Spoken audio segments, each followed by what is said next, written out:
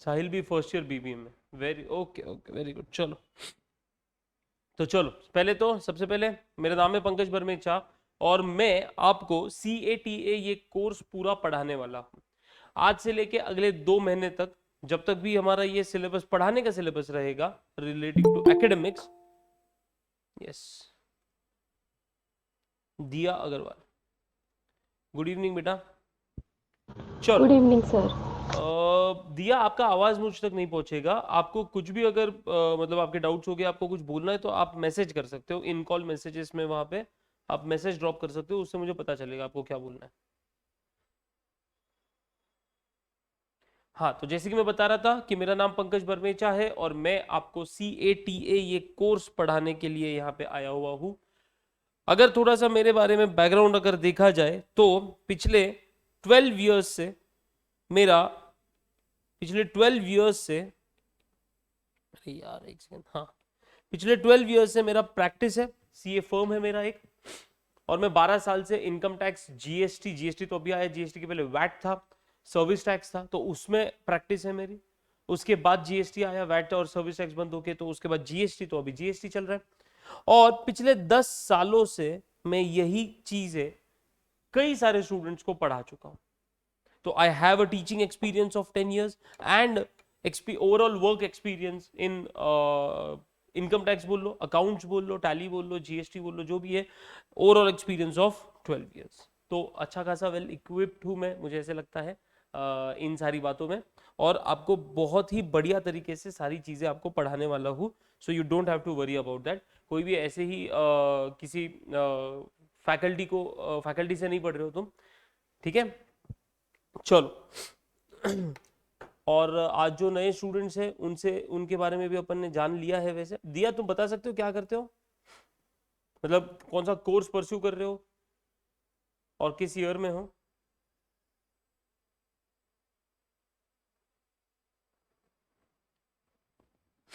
दिया बीकॉम कर रही है, ओके, सेकेंड ईयर में है, ओके। अच्छा तुम में से किसी को भी टैक्स ये सब्जेक्ट है क्या अभी सिलेबस में तुम्हारे, अभी जो भी ईयर में रहोगे तुम? मेरे को जितना पता है बीकॉम में थर्ड ईयर के सिलेबस में टैक्स है, बीबीए का आई डोंट नो, बट फिर भी अगर तुम मुझे बता दो तो ज्यादा बेटर होगा।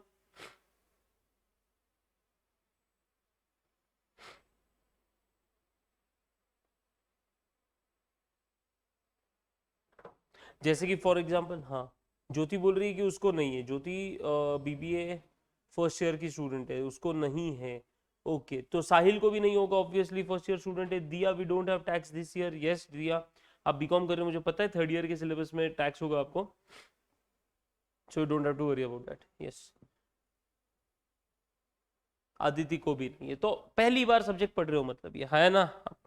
बड़ा ही इंटरेस्टिंग सब्जेक्ट है, हमने कल बेसिक डिस्कशन किया हुआ एकदम कि टैक्स होता कहां से, इंडिया में टैक्स ये आया कहां से, पावर कौन किसको देता है। डोंट वरी, ये सारी चीजें अपन वापस एक बार डिस्कस करने ही वाले हैं आज ब्रीफ में। मैं वापस कल जो पढ़ाया उसका रिवीजन करवाऊंगा, और एवरीडे ऐसे ही होने वाला है। मतलब अगर मान लो कल अपन अगर कोई लेक्चर स्टार्ट करेंगे ना, तो कल आज जो पढ़ा है उसका पहले एक 10-15 मिनट में ब्रीफ ले लेंगे और उसके बाद ही नए टॉपिक्स को डिस्कस करेंगे। क्योंकि कई सारे स्टूडेंट्स ऐसे होते हैं कि जो नए नए ज्वाइन हो रहे हैं, अभी अभी कोर्स अगर स्टार्ट हुआ है अपना, तो है ना।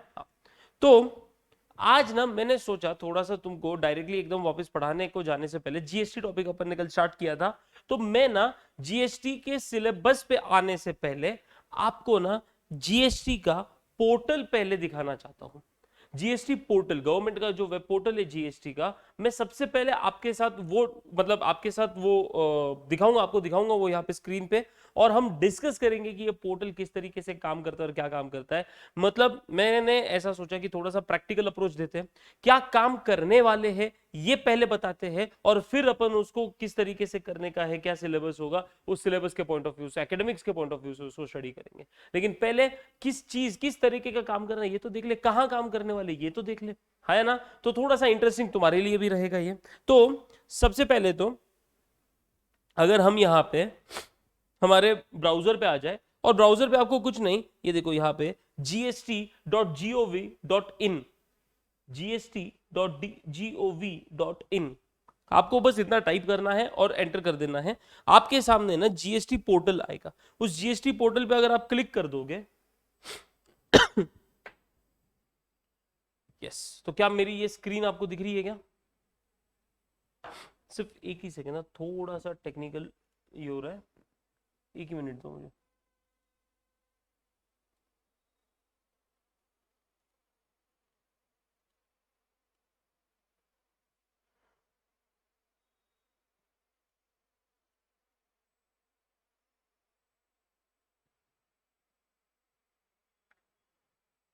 यस, क्या आपको ये स्क्रीन दिख रहा है? जीएसटी का पोर्टल दिख रहा है? गुड्स एंड सर्विस टैक्स वगैरह ऐसा कुछ लिखा हुआ दिख रहा है आपको?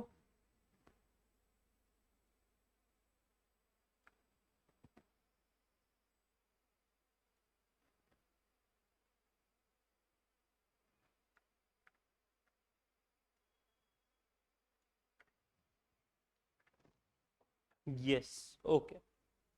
अच्छा हाँ, एक और चीज मैं कल भी बहुत मतलब कई बार स्टूडेंट्स को बोलो, क्लास है ना अपना इंटरैक्टिव रहेगा, मैं कई सारे क्वेश्चंस पूछूंगा, डोंट वरी, आंसर आपको बहुत ऐसे बड़े नहीं देने, यस और नो में, या तो अगर कुछ रिलेटेड अगर आपको कोई वर्ड यूज करना है तो उस तरीके से, लेकिन है ना क्लास को इंटरैक्टिव रहने दो, तभी जाके मजा आएगा। अगर आपको कुछ डाउट्स है तो वो भी पूछने में बिल्कुल भी डरो मत या सोचो मत, आपके सारे डाउट्स भी सॉल्व करवा दिए जाएंगे उस हिसाब से, हाँ या ना? हाँ, तो मेरे को ना, मैं अगर कुछ क्वेश्चन पूछूं तो मेरे को आपसे जवाब एक्सपेक्टेड है, क्योंकि मैं यहाँ पे वेट कर रहा हूँ आपके जवाब के हिसाब से आगे मेरा एक्सप्लेनेशन होने वाला है, हाँ या ना? हाँ, तो ऐसा समझ लो कि एक डिस्कशन कर रहे हैं अपन, ग्रुप डिस्कशन कर रहे हैं, और आपको कुछ चीजें पता चलने वाली, नई नई नई चीजें रोज सीखने को मिलने वाली, और इस तरीके से इतने बढ़िया तरीके से हमारा क्लास जो है आगे कंटिन्यू होने वाला है ईच एंड एवरी डे। तो चलो आते हैं हमारे गुड्स एंड सर्विस टैक्स के पोर्टल पे। ये जो पोर्टल है ना, ये वो पोर्टल है जहां पे जीएसटी के रिलेटेड ईच एंड एवरीथिंग यहां पे की जाती है। जीएसटी के रिलेटेड आपको अगर कुछ भी काम करना है तो वो यहीं से होगा। ये बेसिकली आपको अगर नया रजिस्ट्रेशन लेना है तो इधर ही आना है, अगर आपको रिटर्न फाइलिंग्स करने हैं जीएसटी के रिलेटेड तो भी इधर ही आना है, आपको अगर कुछ न्यूज चाहिए जीएसटी के रिलेटेड तो भी इधर ही आना है, आपको ड्यू डेट्स पता करने के जीएसटी के रिलेटेड तो भी इधर ही आना है, आपको किसी का जीएसटी नंबर सर्च करना है, या आपको आपने फाइल किए हुए एप्लीकेशन को ट्रैक करना है, जो कुछ भी करना रहेगा वो सारी की सारी चीजें कहां पे मिलेगी आपको? इस पोर्टल पे gst.gov.in। और बिलीव मी, मजाक नहीं करो, आज तो मैं सिर्फ ओवरव्यू देने वाला हूं, लेकिन जैसे जैसे कोर्स आगे बढ़ेगा ना बच्चों, तो हमको इस पोर्टल को ही चलाना, ऑपरेट करना सीखना है। सिर्फ ऐसे तो कोई भी सीख जाएगा, ये तो वेब मतलब एक गूगल क्रोम पे कुछ भी डाल दो तो एक छोटा बच्चा भी उसको अगर दिखा दिया कि यहां से यहां जाना है, यहां से यहां जाना है, तो वो हो जाएगा। सिर्फ उतना नहीं, हमको एक वर्किंग करनी है, पहले कुछ कैलकुलेशंस करने हैं, और उन कैलकुलेशंस के बेसिस पे इस पोर्टल पे आके वो कैलकुलेशंस अपने को सबमिट करने हैं।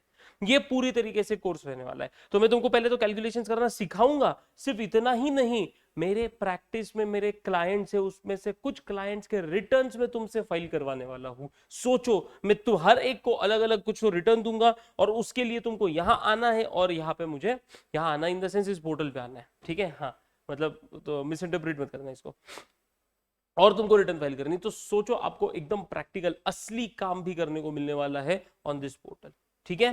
चलो, तो अभी इस पोर्टल पे अगर तुम देखोगे तो यहां पे तुम्हारे पास सबसे पहला ऑप्शन है होम का, उसके बाद सर्विसेज नाम से ऑप्शन दिख रहा है। अभी मैं यहां पे ना हाईलाइट नहीं कर सकता हूं चीजों को, लेकिन आई थिंक सो तुमको विजिबल है सारी चीजें, ओके? तो first option goods and service tax जो लिखा है उसी के नीचे होम। अभी ये होम पेज पे है अपन ऑलरेडी, ये अपन होम पेज पे है ऑलरेडी। उसके बाद सर्विसेज का ऑप्शन दिख रहा है आपको, उस सर्विसेज के ऑप्शन के बाजू में आपको जीएसटी लॉ बोल के कुछ ऑप्शन दिख रहा है, डाउनलोड्स दिख रहा है, उसके बाद सर्च टैक्स पेयर के नाम से आपको कुछ दिख रहा है, और उसके बाद help and tax payer facilities, और उसके बाद ई इनवॉइस करके आपको कुछ दिखेगा।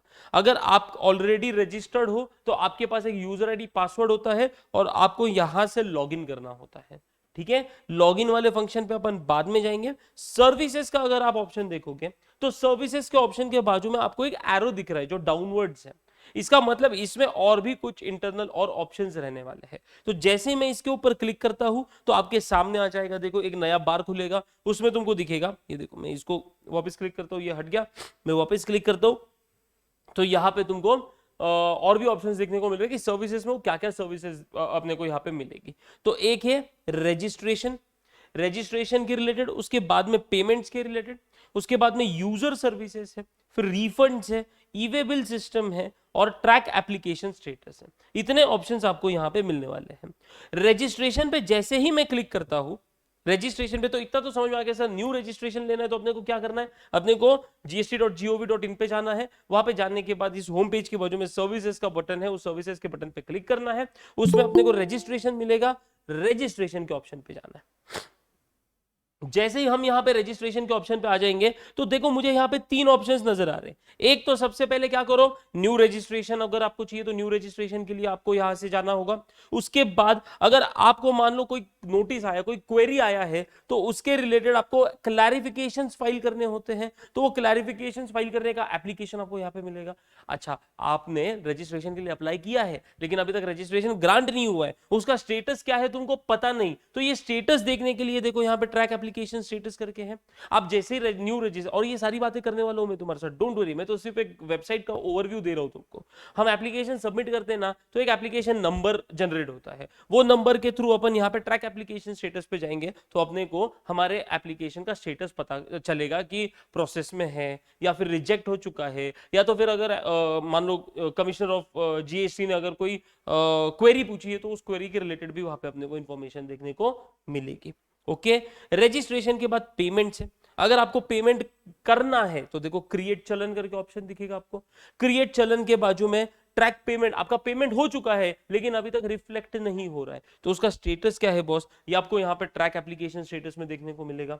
उसके बाद मान लो अगर रिफ्लेक्ट ही नहीं हो रहा है, बहुत दिन हो गए रिफ्लेक्ट नहीं हो रहा है, बहुत दिन हो गए रिफ्लेक्ट नहीं हो रहा है, तो फिर अभी आपके पास क्या ऑप्शन बचा, तो ये देखो आप यहां से ग्रीवेंस फाइल कर सकते हो। ग्रीवेंस मतलब आपको अगर कोई भी कंप्लेंट फाइल करना है ना तो उस वो relating to payment, relating to payment, तो आप वो यहां से फाइल कर सकते हो। ओके, तो ग्रीवेंस अगेंस्ट पेमेंट बोला है, और ये जीएसटी पीएमटी 07 मतलब ये है, ये फॉर्म नंबर है उसका, GST PMT, PMT stand for payment, तो जीएसटी पीएमटी 07 ये उसका फॉर्म नंबर है। एनीवेज आगे आते हैं यूजर सर्विसेज। यहाँ पे तुम्हारे पास बहुत सारे ऑप्शंस मिलने वाले तुमको। यूजर सर्विसेज में जैसे ही मैं आता हूं तो देखो यहाँ पे तुमको कितने सारे ऑप्शंस मिल रहे हैं। सबसे पहले सर्च एचएसएन कोड।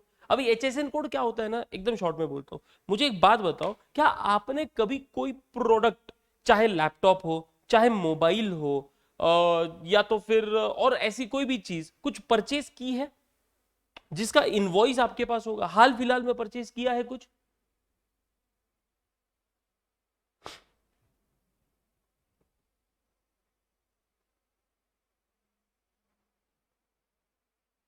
कौन बच्चों, प्लीज आंसर।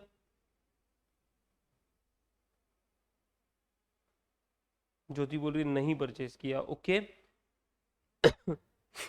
क्या आपने कोई टैक्स इनवॉइस देखा है, कुछ भी परचेज किया हाल फिलहाल, मतलब रिसेंटली नहीं बोल रहा, कुछ भी आपने मोबाइल लैपटॉप कंप्यूटर चाहे कपड़े परचेज किए हो या और भी ऐसी कुछ चीजें परचेज की जिसने जिसने आपको टैक्स इनवॉइस दिया होगा, जिसने आपको क्या दिया होगा, टैक्स इनवॉइस, मतलब टैक्स का बेसिकली एक बिल दिया होगा आपको। यस, साहिल बोल रहा है हाँ। अगर हाँ ना तो आप अगर ले सको तो उस बिल को बाजू में सिर्फ साथ में लेके बैठना, इससे ना कई सारी चीजें तुमको यहाँ की अभी क्लियर हो जाएगी, कई सारी, मतलब बेसिकली मैं एचएसएन की बात कर रहा हूँ। तो है ना एचएसएन कोड, ये बेसिकली ये वो कोड होता है जो हर कैटेगरी के प्रोडक्ट्स को दिया जाता है। मतलब फॉर एग्जांपल अगर मैं कंप्यूटर के एक्सेसरीज की बात करूं, जैसे कीबोर्ड हो गया, माउस हो गया, उसके लिए अलग एक कोड दिया हुआ है। उसके बाद कैमरा हो गया, उसके लिए अलग कोड दिया है, कंप्यूटर को अलग कोड है, लैपटॉप को अलग कोड है, मोबाइल को अलग कोड है। ऐसे हर एक प्रोडक्ट्स को there are around 6000 HSN codes created by the government. और हमको अगर कौन से प्रोडक्ट का कौन सा कोड होगा, कपड़े बोल लो, दूध बोल लो, सब्जी वगैरह बोल लो, फर्नीचर बोल दो, वुड्स बोल दो, प्लाईवुड्स बोल दो, कोई भी चीज तुम्हारे सामने जो दिख रहा है ना, अगर वो मार्केट में बिक रहा है तो उसका एचएसएन कोड गवर्नमेंट क्रिएट कर चुकी है। कोई भी तुम आसपास नजर घुमा लो, पेन, पेंसिल, स्टिकर, मग, कप, बॉल, बैट, पता नहीं क्या, चप्पल, स्लीपर्स, बूट्स, शूज, हर चीज पे, लेदर का, नॉन लेदर का, कपड़े का, वगैरह वगैरह वगैरह, हर चीज पे क्या हुआ है, हमारा एचएसएन कोड क्रिएटेड है। हर एक चीज का एचएसएन कोड क्रिएटेड है, गवर्नमेंट ने इतना ध्यान रखा है और हर एक चीज पे कोड बनाया हुआ है। तो मुझे अगर अभी सर हमको ये एचएसएन कोड क्यों चाहिए, तो डोंट वरी बेटा, मैं वापिस बोल रहा हूं, इस पूरे वेबसाइट के ना मास्टर होने वाले हो तुम अगले 2 से 2.5 महीनों के अंदर। है ना। हाँ, मैं सिर्फ ओवरव्यू दे रहा हूं, मैं ना आपके अंदर एक इंटरेस्ट क्रिएट करने का ट्राई कर रहा हूं, क्योंकि मुझे पता है कि अगर मैं तुमको ये चीजें नहीं बताऊंगा ना तो तुम बोर हो जाओगे, है ना। बहुत आजकल का जनरेशन ऐसा ही है कि बहुत जल्दी बोर हो जाता है, उनको अगर कुछ फैसिनेटिंग या इंटरेस्टिंग नहीं लगा ना तो बोर हो जाता है। तो बस मैं अगर तुमको यही दिखाऊं कि बॉस इस कोर्स में हम पढ़ने के वाले वो पढ़ने वाले जो तुम आगे जाके काम करने वाले हो, तो ये काम करने वाले हो बॉस, यहां पे आके काम करोगे, चाहे तुम कोई भी कंपनी में जाओ, किधर के भी कंपनी में जाओ, कोई भी स्टेट के कंपनी में जाओ, इसके अलावा ऑप्शन ही नहीं है तुम्हारे पास। पूरी इंडिया यही वेबसाइट यूज करती है। ओके चलो, तो ये हो गया एचएसएन कोड के बारे में। उसके बाद हॉलीडे लिस्ट, देखो क्या क्या दे रखा है यहाँ पे। हॉलीडे लिस्ट, ये क्यों है हॉलीडे लिस्ट? अगर हमको कोई ऑफिसर को मिलने जाना है जीएसटी डिपार्टमेंट वगैरह, तो हमको पता होनी चाहिए इंडियन डेट्स पे नहीं मिलने वाले, वो हॉलीडे लिस्ट है, पहले ही गवर्नमेंट आपको प्रोवाइड कर रही है क्या है। उसके बाद generate user ID for unregistered applicant. अभी सिर्फ रजिस्टर, जिसके पास जीएसटी रजिस्ट्रेशन है वही इसको यूज कर सकता है क्या? नहीं बॉस, अनरजिस्टर्ड एप्लीकेंट भी यूज कर सकता है। उसके क्या क्या यूजेस होंगे वो बाद में डिस्कस करेंगे, लेकिन हाँ उसके लिए फिर अपने को यूजर आईडी यहां से जनरेट करना है। अगर रजिस्टर्ड यूजर आईडी, अगर रजिस्टर्ड पर्सन है ना, तो उसको यूजर आईडी क्रिएट करने के लिए अलग से लिंक प्रोवाइड करते, डिपार्टमेंट के थ्रू प्रोवाइड की जाती है, जिसपे क्लिक करके अपन अपना यूजर आईडी वगैरह क्रिएट करते हैं। लेकिन जो अनरजिस्टर्ड एप्लीकेंट है उसको यहां से लेना होता है। उसके बाद बाकी और भी कई सारी चीजें, जैसे एडवांस रूलिंग बोलते हैं, एआर बोलते हैं इसको अपन शॉर्ट में, तो उसके रिलेटेड, वेरीफाई आरएफएन के रिलेटेड वगैरह वगैरह, ये सारी चीजें अपने को यहाँ पे देखने को मिलने वाली है। अगर आपने रिफंड के लिए अप्लाई किया है जीएसटी का तो वो यहाँ से पता चलेगा। ई वे बिल सिस्टम, क्या तुमको पता है ई वे बिल सिस्टम के बारे में? कुछ सुना है ई वे बिल सिस्टम के बारे में? अगर मैं तुमको कुछ इंसिडेंट्स बोल दूं ना तो शायद तुमको समझ में आ जाएगा कि मैं क्या बात कर रहा हूं। मुझे एक बात बताओ, क्या तुमने कभी हाईवे पे या किसी गांव में एक गुड से भरी हुई व्हीकल जाते हुए देखी है? और किधर किधर कोई कोई जगह पे पुलिस खड़े रहते हैं यूनिफॉर्म्स में, और जो यूनिफॉर्म में नहीं होते ऐसे भी लोग खड़े होते हैं और गाड़ियां पकड़ रहे, अड़ा रहे, गाड़ियों को रुका रहे और उनके डॉक्यूमेंट्स चेक कर रहे हैं। क्या तुमने ये सीन किधर देखा हुआ है? क्या तुमने ये सीन किधर देखा हुआ है?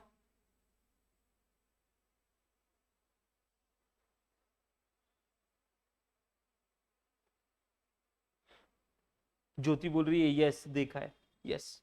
ओके, तो अगर ऐसा देखा है ना तो बहुत सिंपल सी बात है। अगर यहाँ पे बड़े बड़े व्हीकल्स को जिनमें गुड्स लेके, गुड्स मतलब कुछ चीजें लेके जा रहे हैं जो पैक्ड है, नई चीजें है बेचने के लिए लेके जा रहे हैं, अगर ऐसा है, हाँ अगर ऐसा है तो बहुत समझ लो वहां पे ना एक रूल है जीएसटी का। जीएसटी एक जो लॉ बनाया हुआ है, कानून बनाया हुआ है, इसमें ना कई सारे रूल्स बनाए, और उस रूल्स में लिखा हुआ है कि अगर आप 1 लाख या 50,000 के ऊपर के वैल्यू की कोई भी चीज 10 किलोमीटर के दायरे के बाहर गाड़ी के थ्रू लेके जा रहे हो, तो आपको जीएसटी के पोर्टल से एक ई वे बिल निकालना होगा, जनरेट करना होगा, और उसकी कॉपी आपको आपके पास रखनी होगी। उसकी कॉपी आपको आपके पास रखनी होगी। अगर मान लो कोई भी आगे रास्ते में आपको कोई ऑफिसर गाड़ी आपकी अड़ा देता है, या तो फिर कोई पुलिस ऑफिसर हो सकते हैं, जीएसटी ऑफिसर्स होते हैं बेसिकली ये, तो अगर उन्होंने अगर आपकी गाड़ी अगर मान लो बीच रास्ते में रुका दी और आपसे डॉक्यूमेंट्स मांगे, तो वो ई वे बिल अगर आपके पास रहेगा ना, आपको कोई रोक नहीं सकता, आपको तुरंत छोड़ दिया जाएगा। लेकिन अगर ई वे बिल नहीं है तो बॉस आपका जो गुड्स है वो जब्त कर लिया जाएगा, आपको फाइन भरना पड़ेगा, और उसके हिसाब से ही आपके फिर गुड्स आपको वापस मिलेंगे। तो ये है ई वे बिल। ई वे बिल तो देखो है ना, इंटरेस्टिंग लग रहा है क्या तुमको? ये चीजें इंटरेस्टिंग, ये इसके पहले कभी पता थी कि अपने को? नहीं, ये सारी चीज है, ये सारी चीजें इस कोर्स के थ्रू तुमको पता चलने वाली है। ओके, तो वो था किसके रिलेटेड? ई वे बिल के रिलेटेड।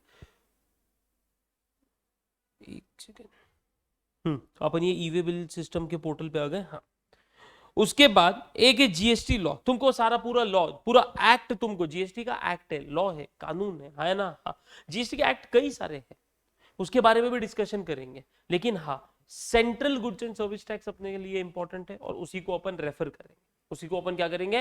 रेफर करेंगे। तो जो भी है आपको जीएसटी अगर लॉ पढ़ना है, उसका बेयर एक्ट चाहिए आपको, तो बेयर एक्ट आपको यहां से मिलेगा।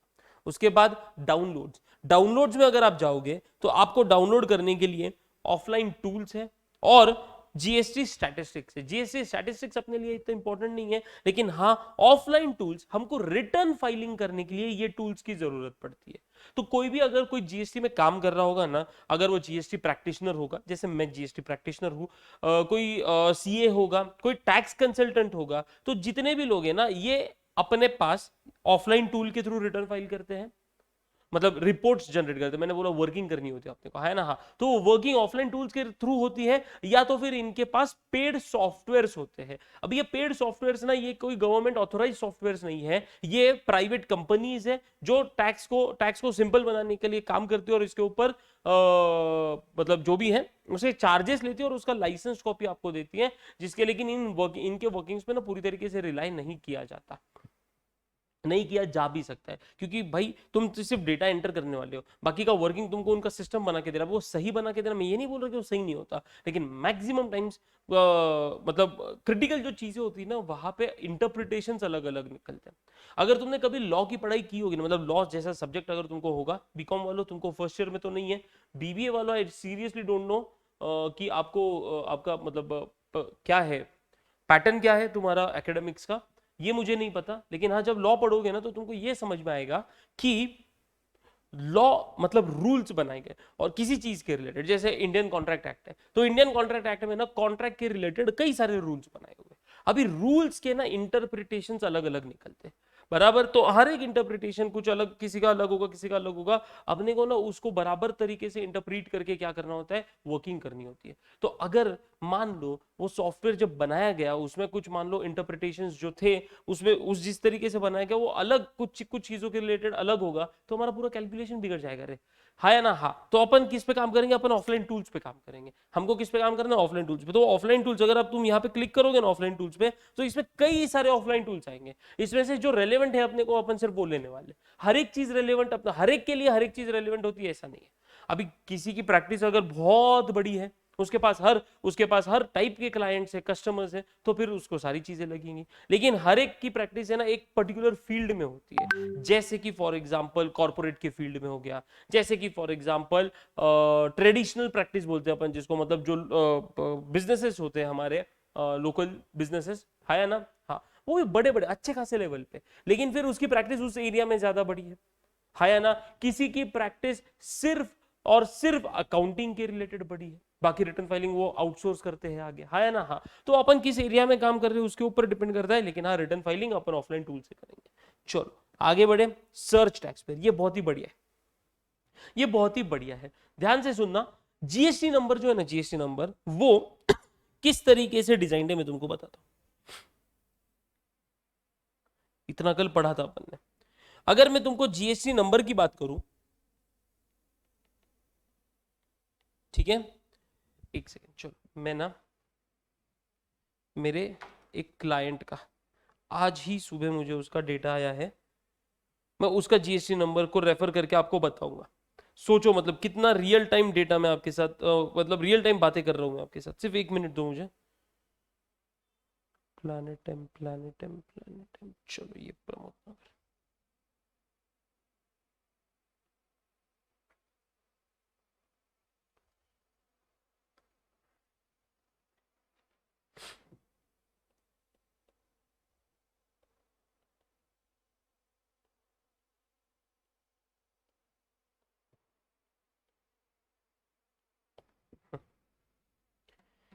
ये होता है एक जीएसटी नंबर। हर एक बिजनेसमैन अगर उसने जीएसटी में रजिस्ट्रेशन लिया है तो उसको इस तरीके का उसको क्या मिलने वाला है, एक जीएसटी नंबर मिलने वाला है।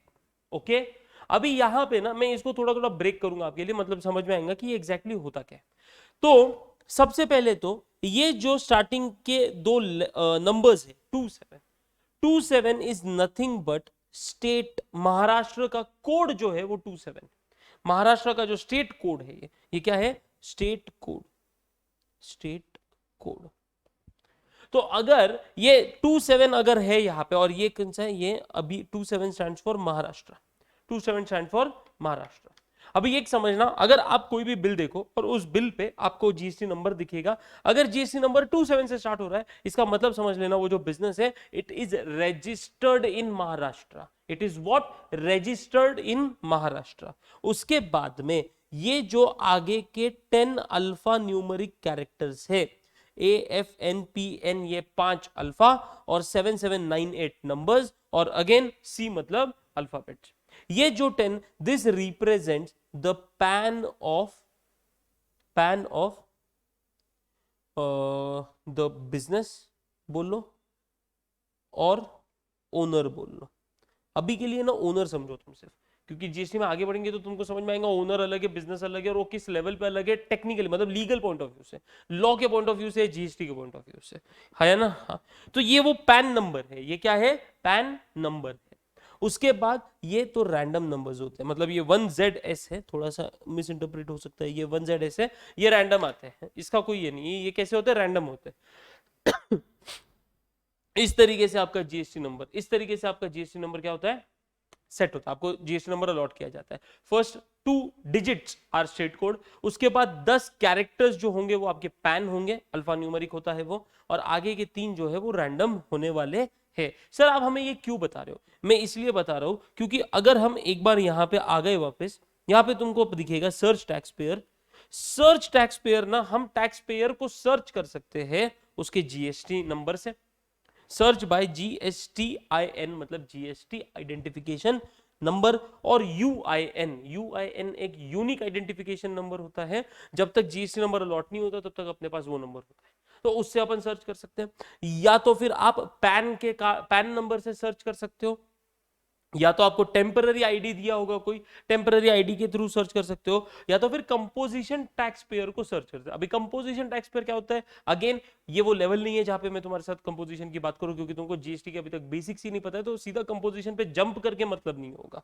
ओके, लेकिन हाँ ये बड़ी इंटरेस्टिंग चीज है और ये हर किसी को एक्सेसिबल है। मतलब समझो, अगर तुम्हारे पास, सीरियसली बोल रहा हूं, मेरे को थोड़ी देर पहले साहिल ने बोला था कि उसने कुछ परचेस किया हुआ है, तो साहिल बेटा तेरे पास अगर उसका इनवॉइस होगा ना, वो इनवॉइस तेरे सामने रख, उस पे तेरे को एक जीएसटी नंबर दिखेगा, वो जीएसटी नंबर को है ना तू यहाँ पे सर्च टैक्स पेयर पे जाके सर्च बाय जीएसटी कर। मैं तुमको करके बताता हूँ, मेरे क्लाइंट का ये नंबर यहाँ पे डाल के बताता हूँ।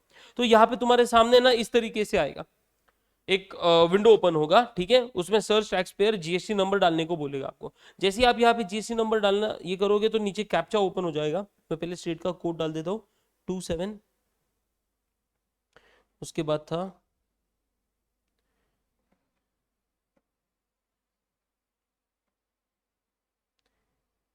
AFNPN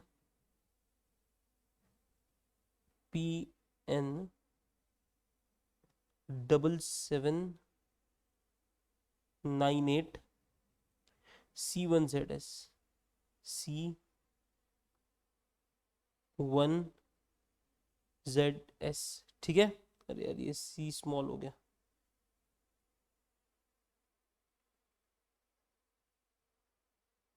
सब कैपिटल में जाना चाहिए, यस। और अभी मैं यहाँ पे कैप्चा एंटर करूंगा, ध्यान से देखना, सारी इंफॉर्मेशन तुमको मिल जाएगी। 942649, ठीक है, और मैं कर रहा हूं सर्च, और ये रहा डैन, ये रही तुम्हारे सामने सारे टैक्स पेयर की इंफॉर्मेशन, उस टैक्स पेयर की इंफॉर्मेशन, ठीक है। और ये एक्सेसिबल है, ये इसमें छुपाने जैसी कोई बात नहीं है, इसका कोई गलत फायदा नहीं उठा सकता है। ध्यान से समझना, गवर्नमेंट चाहती है कि बॉस तुम जिससे बिल परचेस कर रहे हो ना, तुम भी उसके इंफॉर्मेशन को एक्सेस कर सकते हो। इस इंफॉर्मेशन को एक्सेस करके इसका मतलब ये नहीं है कि तुमने बहुत बड़े तीर मार लिए, इससे कुछ नहीं होने वाला। इससे तुम सिर्फ वो सही, मतलब रेगुलर पर्सन है या नहीं, रेगुलर टैक्स भरने वाला पर्सन है यानी उसकी रिटर्न फाइलिंग रेगुलरली हो रही है या नहीं, ये सारी चीजें तुम पता कर सकते हो, वो जेन्युइन पर्सन है या नहीं। अगर किसी बिजनेस के पॉइंट ऑफ व्यू से सोचो, मान लो तुम मैन्युफैक्चरर और मैं एक होलसेलर हूं, तो मैं अगर तुमसे परचेस कर रहा हूं तो तुम जेन्युइन हो या नहीं, ये यहां से जाके पता कर सकते हो तुम लोग। और किधर भी जाने की जरूरत नहीं तुमको, तुम गवर्नमेंट की वेबसाइट पे आ जाओ, यहाँ पे देखो legal name of the business. अभी ये जो है प्रमोद मेवालाल नागर, बेसिकली ये वो प्रोप्राइटर है, ये ओनर है उस बिजनेस के। उनके बिजनेस का नाम क्या है? PN fabricators. उनके बिजनेस का नाम क्या है? PN fabricators. Okay, effective date of registration 1 जुलाई 2017, इन्होंने 1 जुलाई 2017 को रजिस्ट्रेशन लिया हुआ है। बिजनेस प्रोप्राइटरशिप वाला बिजनेस है बेटा। कौन सा बिजनेस है? प्रोप्राइटरशिप वाला बिजनेस, मतलब single owner of the business. GSTN status वो एक्टिव है या डीएक्टिव है ये तुमको पता चलेगा। तो ये देखो यहाँ पे एक्टिव उसका स्टेटस भी आ रहा है। उसके बाद टैक्स पेयर कौन सा है, जैसे थोड़ी देर पहले मैंने बोला था कंपोजिशन आया ना, हाँ। तो रेगुलर होता है, कंपोजिशन होता है, कैजुअल होता है, वगैरह वगैरह बातें, बाकी की बातें बाद में करेंगे, लेकिन हाँ एक रेगुलर मतलब नॉर्मल जीएसटी टैक्स पेयर, ठीक है। तो वो है। उसके बाद उसका ये तो जाने दो, ये गवर्नमेंट के कौन से ऑफिस में उसका ये है वो दिया हुआ है, ये भी जान दो। प्रिंसिपल प्लेस ऑफ बिजनेस, उसका बिजनेस कहाँ पे है, बिजनेस उसका office, principal place of business कहाँ पे। अच्छा इतना ही नहीं, कई सारी चीजें आप देख सकते हैं, पता है क्या? जैसे कि फॉर एग्जाम्पल मैं तुमको बताऊं, ये देखो मैं एचएसएन कोड की बात कर रहा था ना, ये वो एचएसएन कोड। अभी उनका बिजनेस काय में है, सीविंग मशीन्स बोल लो, other than book sewing machines बोल लो, ल्यूब्रिकेटिंग प्रिपरेशंस बोल लो, कटिंग ऑयल प्रिपरेशंस बोल लो, parts and accessories of motor vehicles बोल लो, अदर, ऐसे कई सारी इंफॉर्मेशन तुमको आने वाली। और ये रहा शो रिटर्न फाइलिंग टेबल, इस पे तुम क्लिक करोगे ना तो यहाँ पे बॉस तुमको है ना सारी चीजें मिल जाएगी कि बॉस रिटर्न भरता है या नहीं भरता है। मंथली रिटर्न फाइल किए जाते हैं जीएसटी में, तो हर एक मंथ का 2 साल का हिसाब आपको देखने को मिलेगा। 2 साल का हिसाब आपको देखने को मिलने वाला है। कितने साल का? 2 साल का, मंथ वाइज। इस पे से अपन बोल सकते कि अरे हाँ यार, अगर ये बंदा रेगुलरली एवरी मंथ आप उसका जीएसटी रिटर्न फाइल कर रहे हैं ना, इसका मतलब बंदा जेन्युइन है। इतना इतना इंटरेस्ट और इतना इंपॉर्टेंट होता है। आप कोई भी बिजनेस को जिसका जीएसटी नंबर है, कोई भी बिजनेस को, इंडिया के कोई भी कोने का बिजनेस आप सर्च कर सकते हो, यहाँ उस टैक्स पेयर को सर्च कर सकते हो और उसकी इंफॉर्मेशन यहां से तुम ले सकते हो और फिर डिसीजन ले सकते हो इससे पास अपने को परचेस करना है या नहीं करना। मैं कंज्यूमर के पॉइंट ऑफ व्यू से बात नहीं कर रहा हूं, मैं बिजनेसमैन के पॉइंट ऑफ व्यू से बात कर रहा हूं। जैसे मैंने बोला तुम मैन्युफैक्चरर हो, मैं कौन हूं? मैं कौन हूं? एक होलसेलर। तो मुझे तो आपसे खरीद के आगे बेचना भी है ना, तो आप जेन्युइन हो या नहीं है मुझे यहां से पता चलेगा। आप कोई मतलब आपका काम किस तरीके से है और आप जेन्युइन हो या नहीं। उसके बाद आगे और कई सारी बातें हैं, लेकिन वो पोर्टल अपन धीरे धीरे करके समझेंगे। आज के लिए ना पोर्टल के रिलेटेड डिस्कशन इतना काफी है। आज के लिए पोर्टल के रिलेटेड डिस्कशन इतना काफी है, हाँ या ना? पहली बात तो कमॉन कौन कौन है? साहिल है, ज्योति है, पांडु है, कमॉन मेरे को बताओ कैसा लग रहा है, मतलब क्या लग रहा है तुमको? सही लग रहा है? कैसे जा रहा है क्लास अपना? इंटरेस्ट इंटरेस्ट क्रिएट हो रहा है क्या? इंटरेस्टिंग लग रहा है? यस।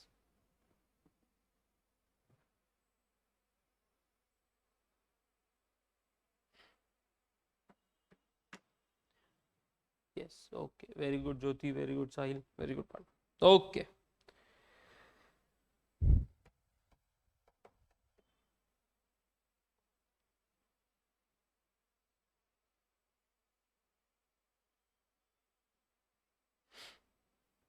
अभी ना कल सिर्फ छोटा सा जो अपन ने जो डिस्कशन किया हुआ है ना, उसका ब्रीफ में एकदम आराम से छोटे छोटे पॉइंट में इसको डिस्कस कर लेते हैं सिर्फ, और फिर मैं आज के डिस्कशन में आगे बढ़ता हूं तुम्हारे साथ, okay?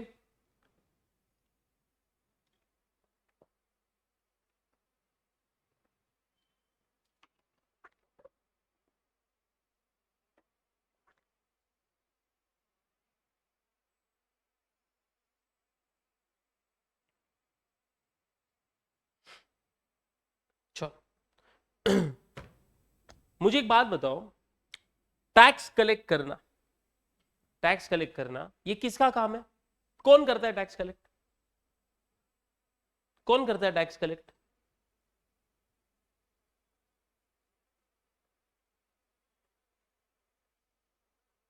Government, okay, government collect करता है, ठीक। हम जैसे कॉमन पीपल क्या टैक्स का कलेक्शन कर सकते हैं? टैक्स के नाम से लोगों से पैसा वसूल सकते हैं क्या?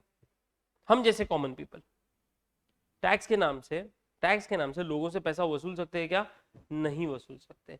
क्यों नहीं वसूल सकते? क्योंकि we don't have the power, we don't have the power, okay? तो गवर्नमेंट के पास पावर, गवर्नमेंट के पास क्या है? पावर है, हाँ या ना? गवर्नमेंट को यह पावर किसने दी?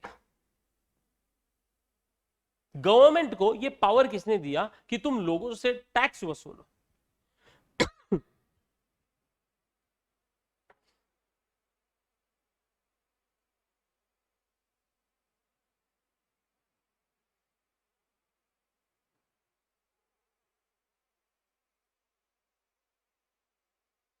साहिल बोल रहा है आरबीआई ने, ओके।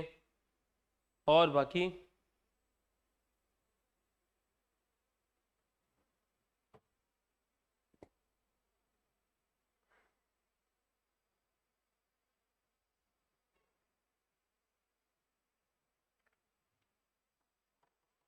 कम ऑन, देखो दिमाग में जो है ना बोल देने का बिजनेस।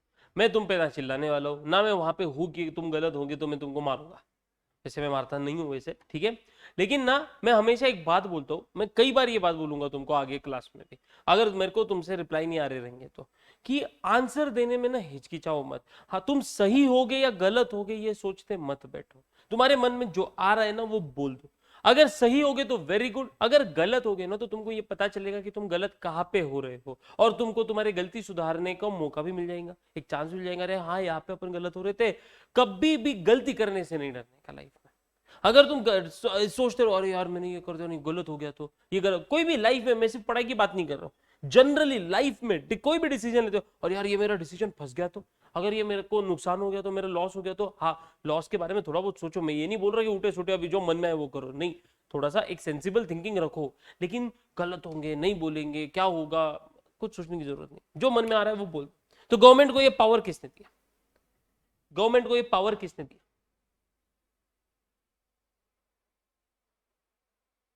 साहिल ने, जैसे साहिल वेरी गुड, मैं ये नहीं बोल रहा तेरा आंसर करेक्ट है, लेकिन मैं तेरे को ये बोल रहा हूँ कि वेरी गुड कि तूने ना बोला, तेरे मन में जो है वो बोला, तूने बोलने का हिम्मत रखा। ज्योति भी बोल रही है आरबीआई, ओके,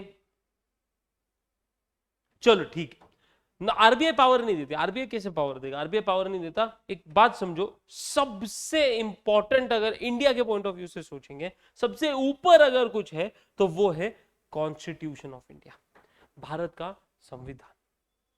और कॉन्स्टिट्यूशन ऑफ इंडिया कहता है कि ना टैक्स चार्ज करने की और कलेक्ट करने की किसी के पास राइट नहीं, किसी के पास राइट नहीं है। निगेटिव वे में स्टार्ट करता है, no tax can be levied और कलेक्टेड। लिवाइड मतलब चार्ज करना, कलेक्टेड मतलब वसूलना। तो बिना चार्ज किए तो वसूल ही नहीं सकते, वसूलने के लिए पहले चार्ज करना पड़ेगा। और शुरुआत ऐसे किया कॉन्स्टिट्यूशन ऑफ इंडिया ने कि no tax shall be levied और कलेक्टेड, लेकिन आगे लिख दिया एक्सेप्ट, और उसमें एक एक्सेप्शन डाल दिया और बोल दिया कि except by authority of law, except by authority of law. तो अगर लॉ तुमको अथॉरिटी देता है तो फिर आपको क्या करना है? आपको, आप टैक्स चार्ज भी कर सकते हो और वसूल भी सकते हो, और लॉ ये अथॉरिटी सिर्फ गवर्नमेंट को देता है। और उसमें भी कैसे, मतलब गवर्नमेंट ने बोल दिया लॉ को कि भाई लॉ सुन, मैं कल से ये वाला टैक्स चार्ज करूंगा, ऐसा है क्या? नहीं। अगर कोई भी लॉ लाना है ना तो कॉन्स्टिट्यूशन ऑफ इंडिया के थ्रू उसमें पहले उसको इंसर्ट करना पड़ता है कि हम ये वाला लॉ लेके आने वाले, उसमें एंट्री करनी पड़ती है और फिर लॉ आता है, और फिर लॉ आता है। और वो भी बहुत सारे स्टेट्स के, इसमें फिर वो हो गया राज्यसभा और लोकसभा, मतलब उसमें से पास हो, पार्लियामेंट से पास होना चाहिए, वो अलग कहानी है, वो बाद में, मतलब उसके ऊपर डिस्कशन करने की जरूरत नहीं अपने को। लेकिन हाँ, इस तरीके से लॉ आता है। और लॉ मतलब कोई भी टैक्स अगर लगाना है, जैसे फॉर एग्जांपल अपन बात करते हैं इनकम टैक्स की। इनकम टैक्स ये तो सब ने सुना होगा, जीएसटी ये सब ने सुना होगा, बाकी टैक्सेस मुझे नहीं लगता कितने तुमको पता है, कितने नहीं पता, लेकिन इनकम टैक्स और जीएसटी ये सबसे फेमस टैक्सेस है हमारे कंट्री के। तो इनकम टैक्स की अगर बात करें तो इनकम टैक्स पहले एक्ट आया, इनकम टैक्स एक्ट 1961, 1961 में इनकम टैक्स या एक्ट आया सबसे पहले, और उसके बाद इनकम टैक्स उन्होंने चार्ज करना चालू किया, और चार्ज करने के बाद वसूलना भी चालू किया। तो कॉन्स्टिट्यूशन ऑफ इंडिया के थ्रू पहले इनकम टैक्स एक्ट आया। इनकम टैक्स एक्ट में बोला गया कि हम, मतलब गवर्नमेंट जो है वो इनकम पे इस तरीके से टैक्स लगाएगी, और उसको लगाने के बाद उससे वो वसूल भी करेगी। Okay, yes. तो कॉन्स्टिट्यूशन ऑफ इंडिया गवर्नमेंट को पावर देता है कि तुम टैक्स चार्ज भी कर सकते हो और टैक्स का कलेक्शन भी कर सकते हो। Constitution of India is the supreme law of land. क्या है वो? एक सेकेंड ना, इसको क्या हो गया?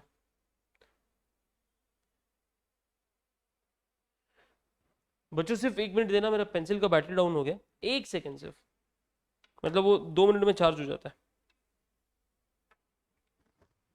मतलब स्क्रीन गायब हो गई आपकी तब तक। चलो ध्यान दो यहाँ पे, मैं तब तक आपके साथ बातें करता हूँ। तो कॉन्स्टिट्यूशन क्या है? एक सुप्रीम लॉ ऑफ लैंड है। कॉन्स्टिट्यूशन क्या है? इंडिया का सुप्रीम लॉ ऑफ लैंड है, और उसने गवर्नमेंट को पावर दिया है कि तुम टैक्स क्या कर सकते हो, चार्ज भी कर सकते हो और कलेक्ट भी कर सकते हो। ओके, मुझे एक बात बताओ, इंडिया में टैक्स कितने ग्रुप में डिवाइडेड? 1 2 3 4, 4 ऑप्शन है आपके सामने, 1 2 3 4, कितने ऑप्शंस में डिवाइडेड है? फटाफट मेरे को आंसर चाहिए, रिप्लाई करो बच्चों। 2, पांडु बोल रहे 2, अरे पांडु तू कल लेक्चर में था रे।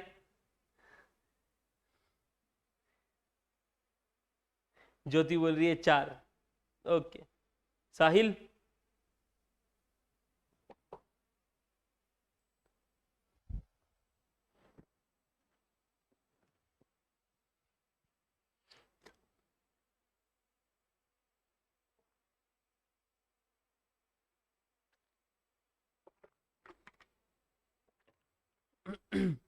चल, इंडिया में ना टैक्स दो टाइप में डिवाइडेड है, एक डायरेक्ट टैक्स और एक इनडायरेक्ट टैक्स। डायरेक्ट टैक्स में सिर्फ एक ही टैक्स है हमारे पास और वो है इनकम टैक्स, और इनडायरेक्ट टैक्स में हमारे पास कई सारे टैक्सेस है। सबसे बड़ा है उसमें गुड्स एंड सर्विसेज टैक्स, मतलब जीएसटी, कस्टम्स ड्यूटी और अदर मिसलेनियस एक्ट बोल सकते हो। उसमें कई सारे एक्ट आ जाते हैं, मोटर व्हीकल एक्ट आ जाता है, स्टैंप ड्यूटी एक्ट आ जाता है, एक्सेट्रा एक्सेट्रा। ठीक है, हमको वो सारे एक्ट्स नहीं पढ़ने, हम मेन यहाँ पे पढ़ने वाले हैं जीएसटी और इनकम टैक्स। पहले शुरुआत अपन ने जीएसटी से की हुई है, लेकिन ये टैक्स पहले उसका बैकग्राउंड अपने को समझने की जरूरत है, और वही बैकग्राउंड मैंने कल के लेक्चर में एक्सप्लेन किया हुआ था। ओके, तो बस उसी को रिवाइज कर दे, सिर्फ 2 मिनट और, मतलब चार्ज हो रहा है वो। तो डायरेक्ट टैक्स में हमारे पास कितने एक्ट्स है, कितने टैक्स है? एक इनकम टैक्स, 2 हुआ करते थे, वेल्थ टैक्स भी हुआ करता था, लेकिन 2014 में जब बीजेपी गवर्नमेंट आया तो उसमें जो हमारे फाइनेंस मिनिस्टर थे अरुण जेटली जी, उन्होंने क्या किया, वेल्थ टैक्स को अबॉलिश कर दिया। उसके जितने भी रूल्स थे वो सारे इनकम टैक्स एक्ट में इंसर्ट कर दिए और वेल्थ टैक्स को पूरी तरीके से बंद कर दिया। वेल्थ टैक्स को पूरी तरीके से बंद कर दिया। तो अभी अपन जब इनकम टैक्स पढ़ते हैं ना तो ऑटोमेटिकली वेल्थ टैक्स भी पढ़ ही लेते, क्योंकि सारे रूल्स उसमें ऐड हो चुके हैं, तो उसको अलग से पढ़ने की जरूरत नहीं है अपने को। तो डायरेक्ट टैक्स में एक अपने पास है इनकम टैक्स। सर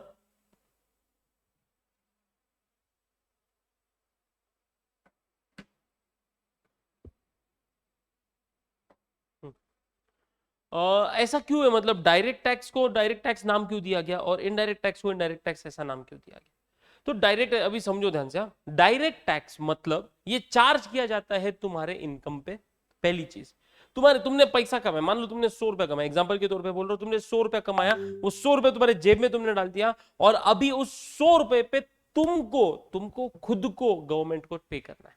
तुमको खुद को किसको पे करना है? गवर्नमेंट को। You will directly pay the tax to the government, इसकी वजह से इसको डायरेक्ट टैक्स है। ये इस 100 रुपए पे मान लो 10 रुपए का टैक्स लग गया ये 10 रुपए तुमको तुम्हारे जेब से जाते हुए दिखेगा, तुमको बहुत कष्ट होगा, तुमको बहुत दुख होगा। इंडिया में इंडिया में नहीं, किसी को भी सच्ची में टैक्स देने के लिए बहुत जान पे आता है, बहुत, मतलब इसीलिए तो अपन यहाँ पे इंडियंस को तो खास करके टैक्स चोरी करना बहुत अच्छे से आता है, क्योंकि कौन भाई इतने मेहनत से पहली बात तो कमाओ, और उसके बाद इतना टैक्स, इतना rate of highest rate of tax बोल सकते हैं अपने, मतलब आई डोंट नो एग्जैक्टली, लेकिन हाँ बहुत ज्यादा रेट ऑफ टैक्स है अपने पास इंडिया में। एनीवेज जो भी है, तो तुमको जब वो पैसे जेब से जाते हुए दिखते ना, है ना, जब दिखेंगे ना, जब तुम जॉब करोगे मान लो, ठीक है, तो तुम्हारे पास तुम जो इनकम कमाओगे, तो इनकम में से जब तुमको टैक्स पे करना पड़ेगा ना, तब समझोगे तुम कि मैं क्या बोलना चाह रहा हूँ अभी। ओके, और मैं तो boss every day every year जब भी इनकम टैक्स रिटर्न फाइल करने का सीजन आता है हमारा, मैं हर बारी ऑलमोस्ट हर क्लाइंट को मैं यही बोलते हुए दिखता हूँ कि बॉस कुछ तो करो, कुछ तो कम करो, इतना किधर भरने को आता है क्या, कुछ तो टैक्स हमारा कम करो करके, है ना। हाँ, ये मैं हर एवरी ईयर सुनता हूँ रे, इसीलिए बोल रहा हूँ मैं। एनीवेज चलो तो एक हो गया हमारा इनकम टैक्स। हाँ, उसको डायरेक्ट क्यों बोला जाता है? क्योंकि you are the person who will directly pay to the government. Okay, लेकिन दूसरा इनडायरेक्ट टैक्स, सबसे पहला चीज मैं तुमको ये पूछना चाहूंगा, क्या तुमने आज तक कभी कोई भी टैक्स भरा है? हाँ, पांडु को तो पता है, चलो ज्योति और साहिल तुम मुझे बताओ और जरा फटाफट आंसर दो, क्या तुमने आज तक कोई टैक्स भरा है? साहिल बोल रहा है हाँ भरा है, ज्योति बोल रही है नहीं भरा है। ओके, तो मिक्स्ड रिस्पॉन्स है अपने पास यहाँ पे। हाँ, तुमको पता है क्या, तुम कुछ भी चीज खरीद रहे हो ना, you are paying tax on it. आप एक छोटा सा पेन परचेज कर लो मार्केट में से, आप एक बुक परचेज कर लो मार्केट में से, आप आपके मान लो कॉस्मेटिक्स के कोई भी आइटम्स परचेज कर लो मार्केट में से, आप खाना खाने चले जाओ, आप एक जीन्स परचेज कर लो, आप एक शर्ट टी शर्ट जो भी रहेगा दोबारा वो परचेज कर लो, अगर आपको वो टैक्सेबल बिल दे, टैक्स इनवॉइस दे रहा है ना, इसका मतलब ये है कि आप मूवी देखने जाते हो, आप वहां पे मूवी देखने टिकट पे का पैसा भरते हो, वहां पे पॉपकॉर्न कॉफी वगैरह, कॉफी पीने जाते हो कॉफी हाउस में, देखना कभी बिल पे जीएसटी लगाया जाता है, टैक्स लगाया जाता है। अगर तुम बुक लेने जाते हो ना, तुम्हारे पास अगर कोई भी नोटबुक होगी अभी, तो नोटबुक के पीछे ना लेफ्ट या राइट कॉर्नर में नीचे उसकी एमआरपी लिखी होती है, और एमआरपी के नीचे लिखा होता है ब्रैकेट में inclusive of all taxes, inclusive of all taxes. और मजे की बात तो यही है कि हम बचपन से तुमने कुछ भी लिया है, अरे तुम मान लो कोई आइसक्रीम, तुम अमूल के स्टोर में चल जाओ यार, आइसक्रीम खरीद लो, तुम टैक्स आइसक्रीम का पैसा नहीं दे रहे, तुम उस आइसक्रीम के पैसे के साथ साथ टैक्स भी दे रहे हो, और तुमको पता भी नहीं चल रहा। यू डोंट इवन नो ज्योति, तुमको आज तक अभी तक पता नहीं था कि तुमने कितना टैक्स, अभी तुम सोच रहे होगे अरे बाप रे ऐसे तो मैंने तो कितना टैक्स दे दिया। और ऐसा टैक्स जो तुम हर बार हर रोज मेरे हिसाब से कई बार देते रहोगे, और वो तुमको पता भी नहीं चल रहा है, इसी को इनडायरेक्ट टैक्स कहते हैं।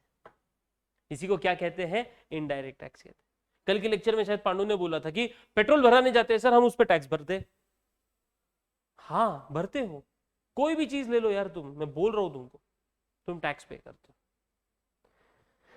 हो तुमसे टैक्स वसूला जाता है, पे करते हैं इन द सेंस। हाँ अभी देखो बहुत सिंपल सी बात है, मैं डायरेक्ट इनडायरेक्ट का कनेक्शन वापस समझा रहा हूँ, और आज तुम्हारे दिमाग है ना ऐसा खुलने वाला है, तुमको ऐसा लगेगा अरे बाप रे मेरे को क्या ज्ञान की प्राप्ति हो गई है मुझे, मतलब क्या किस लेवल का आज मैं, मतलब तुम तुम्हारे आजू बाजू वालों से खुद को थोड़ा सुपीरियर महसूस करोगे। सोचो ये सिर्फ एक दिन का इंपैक्ट है, अगर ये पूरा कोर्स करोगे तो तुम सच्ची में कितना सुपीरियर हुए रहोगे। एनीवेज चलो कोर्स की बात कर, इसकी बात करते हैं अपने डिस्कशन की। तो यहां पे मैंने तुमको बोला था इनकम टैक्स में इनकम जो कमाता है उसी के ऊपर टैक्स चार्ज किया जाता है, हाँ, और वही बंदा पे करता है ना। हाँ। इनकम के ऊपर टैक्स चार्ज किया जाता है उसको बोलते हैं इनकम टैक्स, वो डायरेक्ट टैक्स होता है। लेकिन इनडायरेक्ट टैक्स ना बेटा, ये गुड्स पे और सर्विसेज पे चार्ज किया जाता है। ये किस पे चार्ज किया जाता है? गुड्स पे और सर्विसेज पे चार्ज किया जाता है। ये किसी के इनकम पे चार्ज नहीं किया जाता, ये गुड्स एंड सर्विसेज पे चार्ज किया जाता है। दूसरी चीज हम है ना, हम मान लो जीन्स परचेस करने गए, 1800 का जीन्स था, उसके ऊपर 200 रुपए का टैक्स था, 2000 दुकानदार ने पूछा। अभी दुकानदार तुमको ये थोड़ी ना बोलता है कि भाई ये देख ये 1800 का माल है और इस पे तेरे को 200 का टैक्स देना पड़ेगा, नहीं, वो तेरे को तो सीधे 2000 बोल देता है कि 2000 की जीन्स है, तेरे को बिल दे देगा 2000 रुपए का, है या ना? हाँ, लेकिन तेरे को नहीं पता उसमें टैक्स कितना और उस सप्लायर की जेब में कितना जा रहा है। मेरा सवाल तुमसे ये है कि अगर मान ले 1800 रुपए का जीन्स था और उस पे 200 रुपए का टैक्स था, तो टोटल पेमेंट तेरे जेब से कितना जाने वाला? बोल ज्योति, साहिल बोलो। पांडु को ये सारी चीजें पता है, मैं तुम्हारे साथ डिस्कस कर रहा हूं और पांडु के लिए रिवीजन हो रहा है। नहीं रे बाबा, ज्योति 200 नहीं 2000 ना, 1800 का जीन्स लिया, 200 रुपए का टैक्स है, तेरे जेब से कितना जाने वाला? 2000 या 200?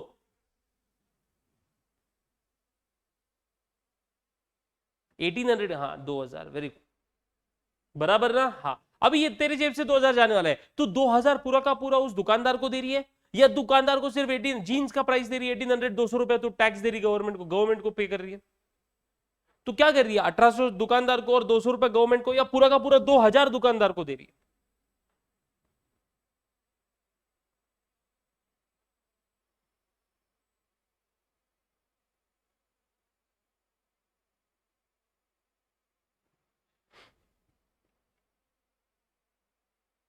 साहिल बोल रहा है 1800 दुकानदार को, अरे तू 2000 दुकानदार को, यस वेरी गुड ज्योति। साहिल 1800, इसको 200 रुपए तू गवर्नमेंट को कैसे पे? गवर्नमेंट तेरे को पहचानता तो भी क्या? कैसे क्या गवर्नमेंट को देगा तू? तू तो दुकान में, जिस दुकान में जीन्स ले जाएगा तो उसको बोलेगा क्या एक काम कर भाई, तू जीएसटी का पैसा अलग निकाल, टैक्स का पैसा अलग निकाल, खाली जीन्स की बात कर, टैक्स में और गवर्नमेंट देख लेंगे? ऐसा बोल सकते क्या अपन किधर? नहीं बोल सकते, वो तो बिल में लगा हुआ होता है टैक्स ऑलरेडी। पूरा का पूरा 2000 दुकान वाले को देते, अपन दुकानदार को देते, है ना? हाँ ध्यान से सुनना क्या बोल रहा हूं मैं।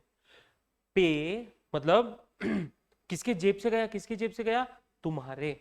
लेकिन तुमने गवर्नमेंट को दिया क्या?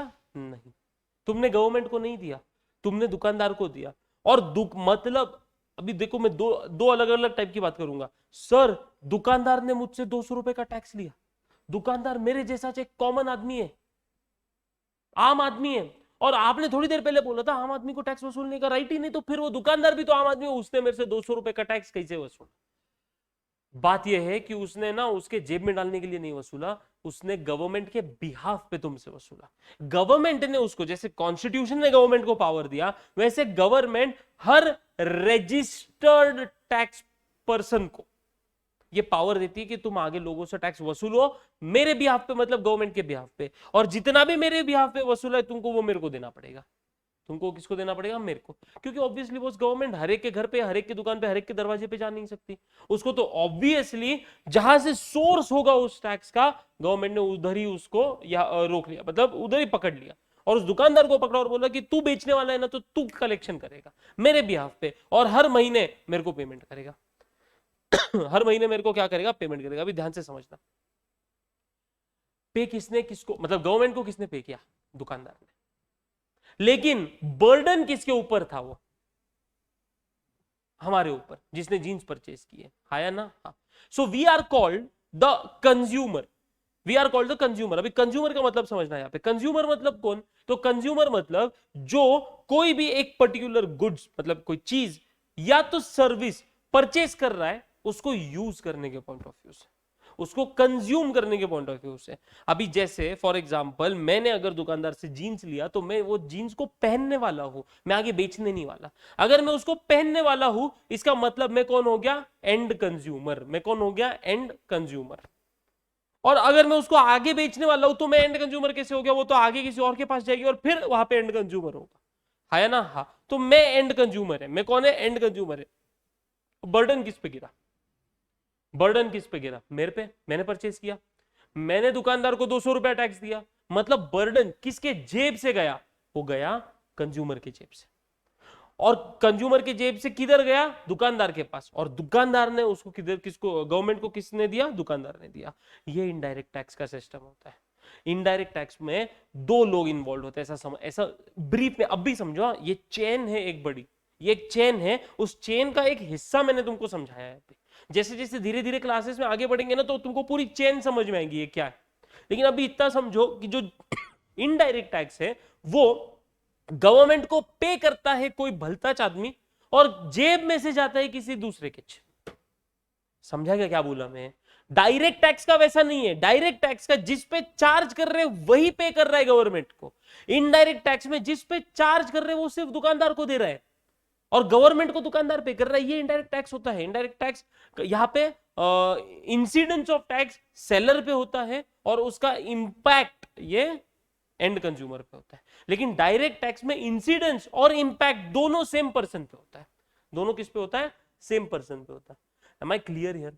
क्या तुमको थोड़ा थोड़ा आइडिया आ रहा है क्या बोल रहा हूं मैं? हैवी तो नहीं हो रहा है बहुत?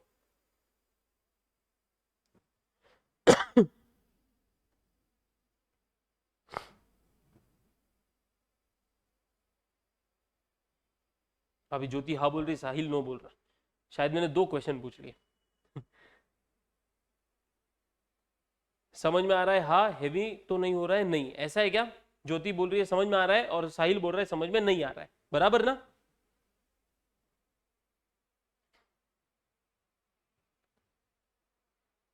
समझ में आ रहा है? Yes, very good. चलो मेरा पेंसिल चार्ज हो गया रहेगा।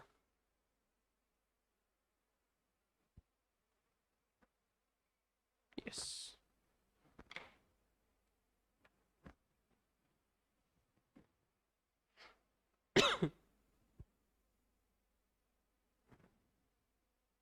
साहिल बोल रहा है हैवी नहीं हो रहा है। Yes yes yes, I know. और थोड़ा सा भी हेवी होने लग जाए ना तो बोल दो। क्या है, मैं मेरे को आदत है मतलब पढ़ाने की, ऐसे बात करने की, और मैं फ्लो में एक बार आ गया ना तो मेरे को टाइम नहीं समझता कितना हुआ है क्या हुआ। मैं इसलिए बार बार यहाँ पे भी थोड़ा टाइम दिख रहा हूँ, क्योंकि ऑब्वियसली मतलब इनिशियल स्टेज है, तो ऑब्वियसली तुम्हारे लिए वो हैवी नहीं होना चाहिए। एक बार तुम कंफर्टेबल हो गए ना, फिर मैं नहीं रुकने वाला। हाँ, तो ये हमने देखा टैक्स जो है वो 2 पार्ट्स में डिवाइडेड है, डायरेक्ट और इनडायरेक्ट।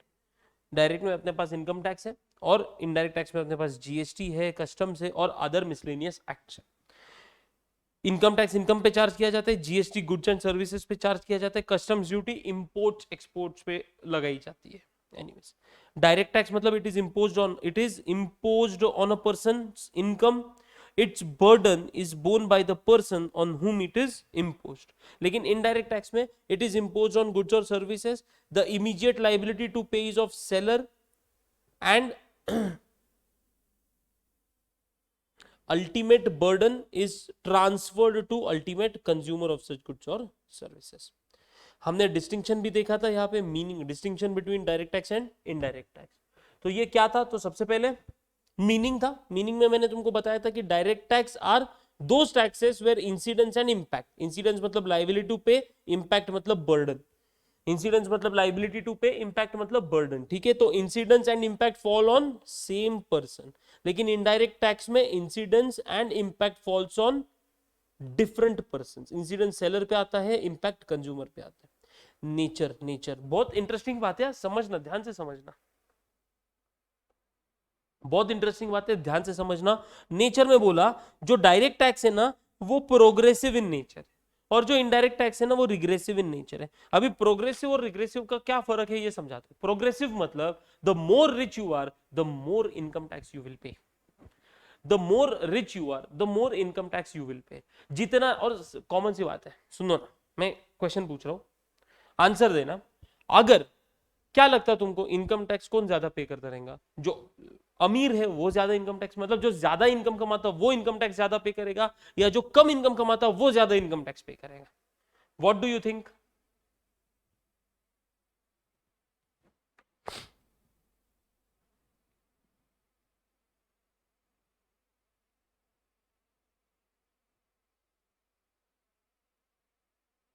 जो ज्यादा कमाता है वो, यस वेरी गुड, जो ज्यादा कमाता है वो ऑब्वियसली वो, जो ज्यादा कमा रहा है उससे ज्यादा इनकम टैक्स लिया जाएगा, जो कम कमा रहा है उससे कम इनकम टैक्स लिया जाएगा. इसको बोलते हैं प्रोग्रेसिव इन नेचर होना.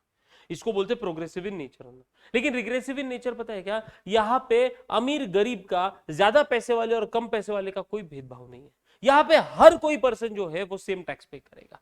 हर कोई पर्सन सेम टैक्स पे करेगा. मान लो तुमको मार्केट में जाके कोई पेन लेके आना है, तुम एक पेन लेके आ गए मान लो 100 रुपए की, तो उस 100 रुपए पे तुमने अगर 10 रुपए टैक्स पे किया रहेगा, वही पेन अगर अंबानी परचेस करने आए ना तो अंबानी भी 100 रुपए में परचेस करेगा उसको, और अंबानी की जेब से भी 10 रुपए टैक्स जाने वाला. ये होता है regressive in nature. All page the same amount of tax. अगर हम दूध, वैसे तो दूध पे कोई टैक्स नहीं लगता, लेकिन अगर मान लो लगता तो हर किसी के घर में दूध जाता है, हर किसी के घर में दूध जाता है, तो फिर दूध पे मैं जितना टैक्स पे कर रहा हूं उतना तुम कर रहे हो, उतना अंबानी अदानी ये लोग कर रहे हैं. आया ना? हाँ, तो ये होता है रिग्रेसिव इन नेचर. ओके, इसके बाद इनकम टैक्स. ये ना जो टैक्सेबल वैल्यू है, टैक्सेबल इनकम है, टैक्सेबल इनकम पे इनकम टैक्स चार्ज किया जाता है. लेकिन इनडायरेक्ट टैक्स जो है, मतलब डायरेक्ट टैक्स पे चार्ज किया जाता है टैक्सेबल इनकम पे, लेकिन जो इनडायरेक्ट टैक्स है ना वो गुड्स या सर्विसेज के वैल्यू पे चार्ज किया जाता है. What is the taxable value in case of direct tax? Taxable income. In case of indirect tax जितने का गुड्स है उतना. मतलब अगर मान लो मैंने 10 लाख रुपए का इनकम कमाया तो मेरे को इनकम टैक्स 10 लाख रुपए पे देना है. लेकिन वही अगर मैं मान लो कोई गुड्स परचेस करने जा रहा हूं, तो अगर मैं 500 रुपए की चीज परचेस कर रहा हूं तो मेरे को 500 रुपए पे टैक्स देना है. मैं 5000 की कर रहा हूं तो 5000 पे टैक्स देना है. मैं 50,000 की कर रहा हूं तो 50,000 पे टैक्स देना है. मैं 5 लाख की कर रहा हूं तो मेरे को 5 लाख पे. मतलब जो मेरा वैल्यू ऑफ गुड्स और सर्विसेज होगा ना उस पे टैक्स लगता है, उस पे टैक्स कैलकुलेट होता है जो इनडायरेक्ट टैक्स होता है. और जो मेरे इनकम पे कैलकुलेट होता है वो डायरेक्ट टैक्स होता है. तो टैक्सेबल वैल्यू के पॉइंट ऑफ व्यू से ये डिफरेंशिएशन था. उसके बाद कलेक्शन. ये कलेक्ट कब किया जाता है? गवर्नमेंट के द्वारा. तो कलेक्शन ना मोटा मोटी अभी ऐसा समझ लो, डायरेक्ट टैक्स का जो कलेक्शन है, अभी जब अपन इनकम टैक्स चालू करेंगे तो उसमें इसमें थोड़ा सा अलग पॉइंट है, वो बाद में समझाऊंगा. अभी समझने पुरता इतना समझ लो कि हमारे पास ना 2 ईयर्स होते हैं एक साल में. सर क्या बात कर रहे हैं, एक साल में 2 ईयर्स, मतलब ये क्या बात कर रहे हो? तो देखो, एक होता है कैलेंडर ईयर जो जैन से स्टार्ट होता है दिसंबर पे एंड होता है. लेकिन एक होता है हमारा फाइनेंशियल ईयर. ऑब्वियसली अगर तुम बीकॉम कर रहे हो, बीबीए कर रहे हो, मतलब तुम कॉमर्स बैकग्राउंड से हो, और कॉमर्स बैकग्राउंड से हो तो 11th 12th कॉमर्स करके आए हो, तो तुमको ये चीज पता होगी कि फाइनेंशियल ईयर हमारा अप्रैल से स्टार्ट होता है और मार्च में एंड होता है. और इनकम टैक्स भी उसी हिसाब से कलेक्ट किया जाता है. जैसे ही मैं साल भर का इनकम कमा लेता हूं ना, वो साल खत्म होने के बाद मेरे को इनकम टैक्स पे करना होता है. मतलब सर साल में सिर्फ एक बार पे करना होता है? हाँ, साल में सिर्फ एक बार पे करना होता है. साल भर का इनकम का हिसाब दो गवर्नमेंट को और उसके ऊपर जितना भी टैक्स आता होगा वो टैक्स पे कर देना. लेकिन इनडायरेक्ट टैक्स का अलग है. इनडायरेक्ट टैक्स का जब जब सप्लाई ऑफ गुड्स होगा, जब जब सप्लाई ऑफ सर्विसेज होगी, तब तब आपको क्या करना है? इनडायरेक्ट टैक्स पे करना है. At the time of indirect tax पे किया जाता है at the time of supply of goods और सर्विसेज, लेकिन इनकम टैक्स पे किया जाता है after the end of the year. पूरा इनकम कैलकुलेट करो और उसके ऊपर इनकम टैक्स पे करो। समझ में आई बात? यस। इसके बाद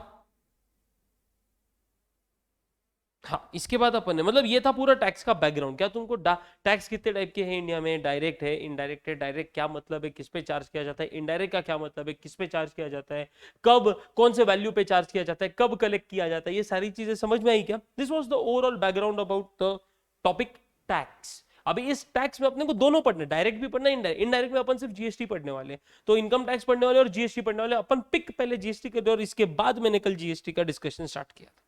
तो क्या यहां तक समझ में आया है?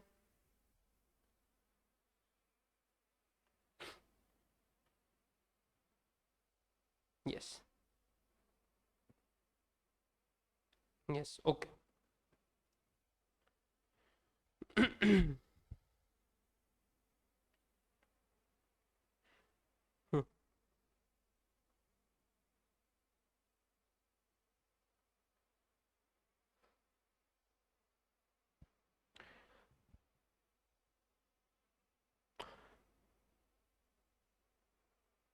चलो ज्योति, मुझे एक बात बताओ, अभी जीएसटी कब आया पता है तुमको? इंडिया में जीएसटी कब आया?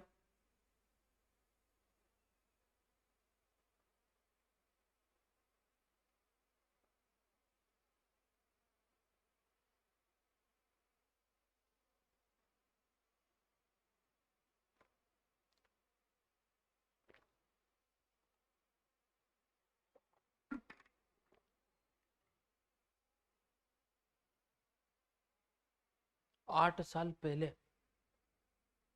8 साल? डेट पता है क्या, डेट?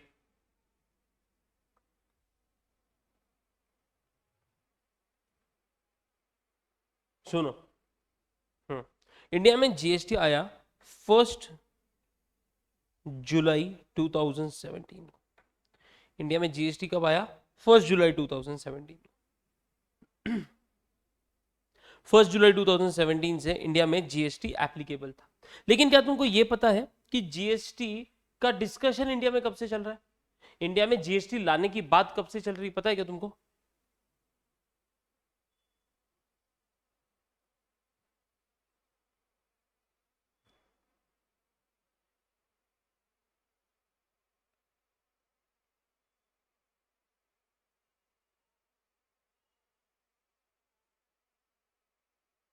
नहीं, इंडिया में ना जीएसटी लाने की बात 2004 से चल रही है।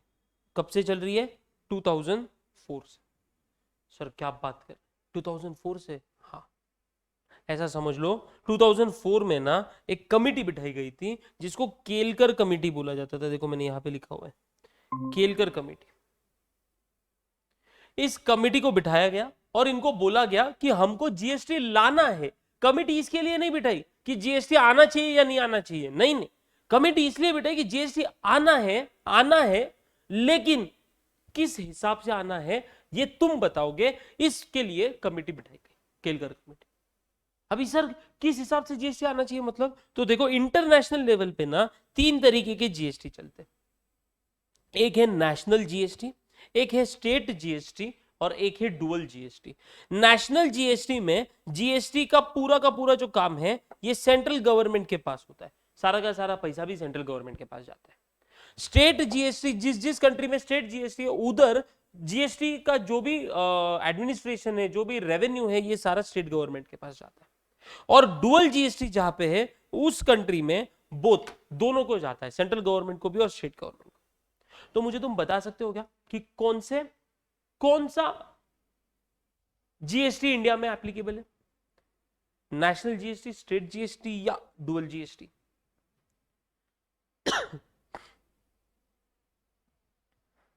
अगर तुमने कोई बिल देखा होगा ना जिसके ऊपर जीएसटी लगाया गया है, उसपे से तुमको समझ में आएगा कि कौन सा जीएसटी एप्लीकेबल है।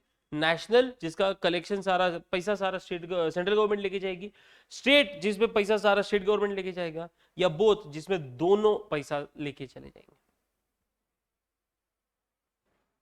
क्या लगता तुमको? अंदाजे से बोल दो। स्टेट, ज्योति बोल रही है स्टेट, ओके। नहीं बेटा, अगर तुम है ना कोई जीएसटी का बिल देखोगे ना तो तुमको समझ में आएगा कि बिल है ना, इस मान लो ये है टैक्स इनवॉइस, ठीक है। इसमें मैंने जो भी परचेज किया है उसकी वैल्यू यहाँ पे आएगा टोटल, फिर यहाँ पे ऐड किया जाएगा सीजीएसटी, यहाँ पे ऐड किया जाएगा एसजीएसटी, और फिर बिल का फाइनल टोटल होगा, और ये तुमको देना होता है, और ये तुमको देना होता है। क्या तुमको ये दिख रहा है जो मैंने ड्रॉ किया है? क्या तुमको ये दिख रहा है जो मैंने ड्रॉ किया है? हाँ, तो ये व्हाइट कलर के इसमें, सिर्फ एक सेकेंड।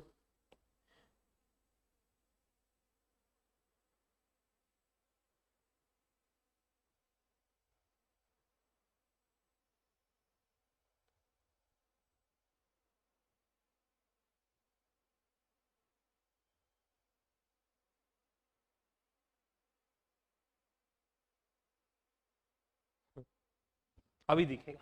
तो क्या तुमने ऐसा कोई बिल देखा है क्या जिसमें इस तरीके से तुमको जीएसटी लगाया हुआ दिख रहा है? हाँ देखा है, देखा है। तो यहाँ पे सी, ये जो सी जीएसटी है, जीएसटी के पहले जो सी है, C stands for central and S stands for state. मतलब यहां पे सेंट्रल का भी पैसा, सेंट्रल गवर्नमेंट का भी पैसा है, और यहां पे स्टेट गवर्नमेंट का भी पैसा है, और यहां पे स्टेट गवर्नमेंट का भी पैसा है। बेटा एक सेकेंड से फोल्ड करना। हेलो, हाँ हाँ, लेक्चर चालू है, बोल ना।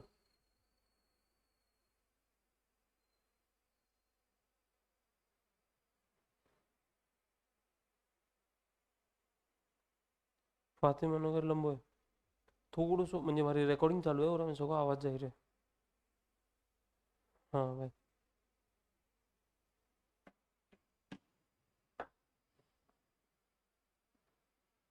तो अगर आपको ये बिल आपने देखा है तो ऑब्वियसली बॉस इसमें तुमको दो तरीके के जीएसटी लगते हुए दिख रहे होंगे, एक है सी, एक है एस जीएसटी। सी जीएसटी, तो सी जीएसटी में सी स्टैंड फॉर सेंट्रल, मतलब सेंट्रल गवर्नमेंट, और एस स्टैंड फॉर स्टेट, मतलब स्टेट गवर्नमेंट। इसका मतलब कौन सा जीएसटी एप्लीकेबल हो रहा है इंडिया में, बता सकते हो कि इंडिया ने कौन से जीएसटी को अप्लाई किया है, कौन से जीएसटी को फॉलो किया है, नेशनल, स्टेट या बोथ, डुअल?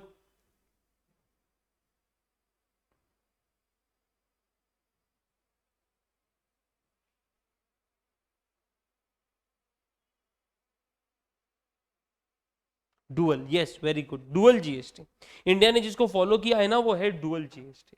लेकिन प्रॉब्लम उसकी नहीं है, प्रॉब्लम ये है कि 2004 में बात निकली थी कि इंडिया में जीएसटी किस हिसाब से आना है, और जीएसटी इंडिया में आया 2017 में। इतना साल बीच में प्रॉब्लम किस बात को लेके था? प्रॉब्लम इस बात को लेके था कि केलकर कमेटी ने बोला था कि इंडिया में ना नेशनल जीएसटी लगना चाहिए। मतलब यह है कि जो भी जीएसटी का पैसा होगा ये कौन लेके जाएगा? ये लेके जाएगा सेंट्रल गवर्नमेंट, और स्टेट वाले इस चीज को एक्सेप्ट करने को रेडी नहीं थे। स्टेट बोल रही थी कि नहीं भाई, सारा पैसा सेंट्रल गवर्नमेंट लेके जाएंगी। उसके बाद हाँ, सेंट्रल गवर्नमेंट ये भी बोल रही थी कि हम बाद में आपको देंगे, हर एक स्टेट को उसका उसका शेयर मिलेगा। लेकिन स्टेट गवर्नमेंट बोल रहे थे नहीं, हमको तुमसे मांग के नहीं लेना है, हमारे स्टेट में अगर इनकम जनरेट हो रहा है तो उसके ऊपर का टैक्स हमारे स्टेट में होना चाहिए, हम तुमसे मांगने नहीं आने वाले। और ये सेंट्रल गवर्नमेंट और स्टेट गवर्नमेंट के बीच में घमासान युद्ध चल रहा था, और वो युद्ध 13 सालों तक चल रहा था, ऐसा समझ लो।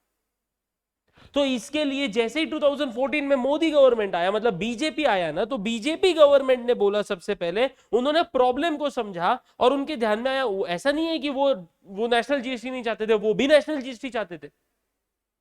लेकिन जब उनके ध्यान में आया कि बॉस यहाँ पे स्टेट वाले नहीं मान रहे, स्टेट को उनका हिस्सा देना पड़ेगा, तो फिर बोला गया कि अपन डुअल जीएसटी लाएंगे। और डुअल जीएसटी कनाडा जैसे कंट्रीज में भी डुअल जीएसटी लगता है, तो उसमें अभी उस लिस्ट में, डुअल जीएसटी के लिस्ट में अपना भी नंबर आ गया, अपना भी नंबर आ गया। Total approximate more than 160 countries में जीएसटी लगता है। मतलब जीएसटी ये टैक्स है, जैसे अपने देश में 2017 में आया। चलो उसकी बाद में सर, इसका मतलब ये कि पहले गुड्स एंड सर्विसेज पर टैक्स नहीं होता था? होता था। गुड्स पे जो टैक्स लगता था उसको वैट बोलते थे, वैट, वैल्यू एडेड टैक्स। और सर्विसेज पे जो टैक्स लगता था उसको सर्विस टैक्स बोलते थे। तो ये सारे टैक्स को हटा के एक one India one nation one tax ऐसा आया था कुछ बीच में, आया ना? हाँ, तो ये उसका इनिशिएटिव था। चलो थोड़ा सा कल के लास्ट कुछ पॉइंट्स बाकी है और आज के लेक्चर के भी थोड़ा सा ही टाइम बाकी, मतलब आज अपन पूरा 2 आवर्स नहीं लेंगे। ये जैसे डिस्कशन खत्म होता है फिर अपन यहाँ पे क्लास को एंड कर देंगे, ठीक है? हमारे कॉन्स्टिट्यूशन में ना अगर अपने को कुछ भी नया कानून लाना है या नई कोई नया कोई स्टेट बनाना है या जो भी है, अपने को ना उसको वहां पे मेंशन करना होता है। तो ये जो मेंशन किया जाता है ना, ये आर्टिकल्स द्वारा किया जाता है। मतलब article number 1, article number 2, article number 3। जैसे आर्टिकल नंबर 370 ये बात करता था वो जम्मू कश्मीर के अपने स्टेट के बारे में, है ना? उसी तरीके से आर्टिकल 246 ये बात करता था टैक्स लगाने के बारे में। Article number what? Article number 246 of constitution of India. इसमें ना एक 7th शेड्यूल था, उस शेड्यूल में 3 लिस्ट थे, लिस्ट 1, लिस्ट 2 और लिस्ट 3। लिस्ट 1 में वो सारे आइटम्स थे जिनके ऊपर सेंट्रल गवर्नमेंट टैक्स लगाएगा। उसके बाद लिस्ट 2 में वो सारे आइटम्स थे जिसपे स्टेट गवर्नमेंट टैक्स लगाएगा। और उसके बाद लिस्ट 3 में वो सारे आइटम्स थे जिसमें या तो सेंट्रल गवर्नमेंट टैक्स लगाएगा या तो स्टेट गवर्नमेंट टैक्स लगाएगा, या तो सेंट्रल गवर्नमेंट टैक्स लगाएगा या तो स्टेट गवर्नमेंट टैक्स लगाएगा। ओके, तो चलो मुझे बताओ जीएसटी जो है ये कौन से लिस्ट के थ्रू आया होगा? लिस्ट 1, लिस्ट 2 या लिस्ट 3?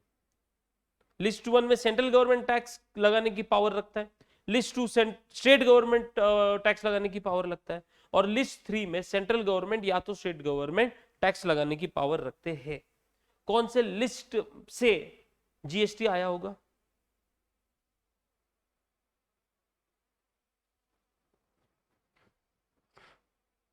यस ज्योति, लिस्ट 3। Very good. मैं भी यही चाहता था कि तुम ये आंसर दो, क्योंकि ये आंसर है ही नहीं, ये आंसर गलत है। क्यों गलत है? सिंपल सी बात है सर, क्या बात कर रहे हैं, दोनों के नाम है वहां पे, सेंट्रल गवर्नमेंट भी बोला है, स्टेट गवर्नमेंट भी बोला है। मैं कहां मना कर रहा हूं? मैं बिल्कुल भी मना नहीं कर रहा, लेकिन बात को समझो, सेंट्रल गवर्नमेंट और स्टेट गवर्नमेंट के बीच में शब्द क्या यूज किया हुआ है? और मतलब या तो सेंट्रल गवर्नमेंट या तो स्टेट गवर्नमेंट। मैंने तुमको यहां पे बिल बताया, इस बिल में सेंट्रल गवर्नमेंट भी लगा रहा है एंड स्टेट गवर्नमेंट भी लगा रहा है। एक शब्द की वजह से इस लिस्ट में से जीएसटी नहीं निकल पाया, मतलब आ नहीं पाया, इस लिस्ट के थ्रू जीएसटी आ नहीं पाया, क्योंकि और एंड इसका फर्क था। इस लिस्ट में ना, इस लिस्ट में नहीं पॉसिबल हुआ, क्योंकि वर्ड क्या यूज किया था कॉन्स्टिट्यूशन में, और सोचो इतनी छोटी छोटी सी चीज है लेकिन कितना बड़ा मैटर क्रिएट करती है। तो इसके लिए सेंट्रल गवर्नमेंट को कॉन्स्टिट्यूशन ऑफ इंडिया में अमेंडमेंट करके एक नया आर्टिकल इंसर्ट करना पड़ा, जिसको आर्टिकल नंबर 246A बोला गया। आर्टिकल नंबर क्या बोला गया? 246A। और इस आर्टिकल नंबर 246A में ये पॉइंट डाला कि central government and state government, देखो, central government and state government ये दोनों मिल के टैक्स लगाएंगे। और फिर इस आर्टिकल नंबर 246A के थ्रू हमारे पास आया जीएसटी।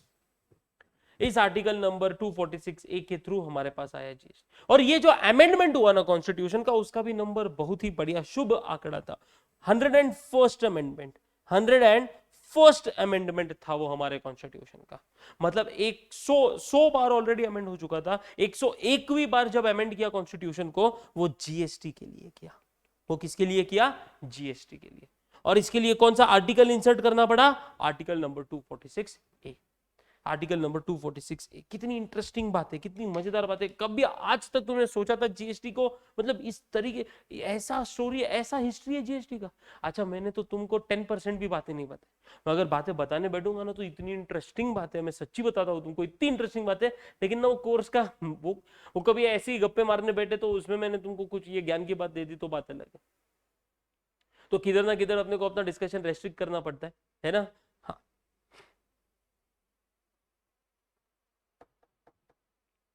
कोई दिक्कत क्या? यहां तक इतना इंटरेस्टिंग था, इतना मजेदार था हमारा जीएसटी का जर्नी। और फिर इसकी मदद से फाइनली 2016 में एक्ट जो है वो पार्लियामेंट में भी पास हो गया और फिर डिसाइड हुआ कि बॉस 2016 मतलब 16-17 का साल खत्म होने के बाद 2017 से अपन जीएसटी लाएंगे और जीएसटी 1 जुलाई से एप्लीकेबल हो गया। 2017 के 1 जुलाई से हमारा जीएसटी जो है हमारे कंट्री में एप्लीकेबल हो गया। अच्छा, वो एप्लीकेबल ना पूरा का पूरा एक्ट एक साथ नहीं हुआ था, वो टुकड़ों टुकड़ों में हुआ था। इसके भी पीछे एक बात बता दो, मुझे एक बात बता, एकदम सिंपल सी, थोड़ा सा ना मैं जो बोलना चाह रहा हूँ उससे कनेक्ट बनाने की कोशिश करना है। मान लो कि अपन हर कोई अपने अपने गांव में रहते, ठीक है, तो अपने गांव में ना, मेरा गांव है मान लो या तुम्हारा गांव है, वहां पे ना सड़क पक्की नहीं है, कच्ची सड़क है, बड़े सारे गड्ढे हैं उसमें, और हमको रोज उन गड्ढों में से जाना होता है और वापस उस गड्ढों में से वापस आना होता है ना। हमको आदत लग गई, हमको प्रॉब्लम भी नहीं है उससे कुछ, लेकिन अचानक से गवर्नमेंट ये डिसाइड करती है कि ये जो गड्ढे वाला रास्ता है इसको अपन प्रॉपर सिंगल लेन रोड था वो, मतलब उसी लेन से गाड़ी जा भी रही थी, गाड़ी आ भी रही थी, है ना। लेकिन हम तो खतरों के खिलाड़ी है, हमको खतरों में खेलना अच्छा लगता है, तो हमको मजा आता था, हमको कभी प्रॉब्लम ही नहीं हुई। गड्ढे वाले रास्ते, सिंगल लेन रोड, इसमें कभी प्रॉब्लम ही नहीं हुआ हमारा गाड़ी चलाने के, ठीक है। लेकिन एक दिन अचानक गवर्नमेंट डिसीजन लेता है कि इस एरिया का ये जो सिंगल लेन गड्ढे वाला रोड है इसको अपन पक्का रोड बनाएंगे और 4 लेन का रोड बनाएंगे, 2 लेन जाने के लिए, 2 लेन आने के लिए। अभी मैं जब उस पे से गाड़ी चलाता हूं तो मेरे को ना मजा नहीं आता। क्या तो है, सीधे से सिंपल से बैठ के बिना गड्ढों की गाड़ी चलानी है, सिंपल प्लेन रोड से गाड़ी चलानी है, उसमें तो मजा ही नहीं आ रहा बिल्कुल भी, कुछ खतरा है ही नहीं, और हम तो खतरों के खिलाड़ी हैं, मजा नहीं आएगा आगे, बोर नहीं आएगा, मेरे को बोर होने लग गया। तो वैसा ही है, जीएसटी जब नया नया आ रहा था ना, वैट के कंपैरिजन में जीएसटी बहुत अच्छा है। आज भी जीएसटी का कानून पूरी तरीके से लागू नहीं किया गया, क्योंकि ना कोई भी चीज अगर बदलनी हो तो शुरुआती दौर में ना वो हर एक के लिए डिफिकल्ट होता है, क्योंकि हमको ना आदत लग चुकी होती है जो चीज चल रही है उसकी। जैसे इंडिया में हर एक बिजनेसेस को, हर एक बड़े बड़े बिजनेसेस को, छोटे मोटे बिजनेसेस को, पूरे इंडिया को आदत लग गई थी वैट और सर्विस टैक्स की। अभी जब उसको बदलने गए तो शुरुआती दौर में बहुत दिक्कतें आने लगी, इतनी दिक्कतें आने लगी कि गवर्नमेंट ने सोचा कि हम पूरा का पूरा एक्ट एक साथ लागू करेंगे तो फिर और मतलब लोगों की तो बहुत प्रॉब्लम हो जाए। इसलिए क्या किया गया, उस एक्ट को ना पार्ट्स में एप्लीकेबल किया गया। मतलब पहले इतना कानून लगाया, फिर इतना, फिर उसमें अभी तो आज भी थोड़े थोड़े प्रोविजंस और ऐड किए जाते हैं उसमें। अभी भी आज के डेट में भी पूरी तरीके से एक्ट लागू हुआ नहीं, क्योंकि अभी भी ट्रांजिशन पीरियड चल रहा है और बहुत प्रॉब्लम्स आते हैं ट्रांजिशन पीरियड। इसीलिए तब वो डिसीजन लिया गया था कि हम क्या करेंगे, जीएसटी को धीरे धीरे करके, ग्रेजुअली हम क्या करेंगे, उसको एप्लीकेबल करेंगे, सारे प्रोविजंस उसके, सारे रूल्स उसके। Okay, yes. तो आई थिंक सो रुकते हैं अपन आज यहाँ पे। कैसा लगा आपको लेक्चर बेटा? फर्स्ट टाइम आपने जीएसटी के बारे में पढ़ा होगा शायद, आपको ये टॉपिक कैसा लगा और मेरा पढ़ाना आपको कैसा लगा? खास करके मेरा पढ़ाना कैसा लगा ये बताओ।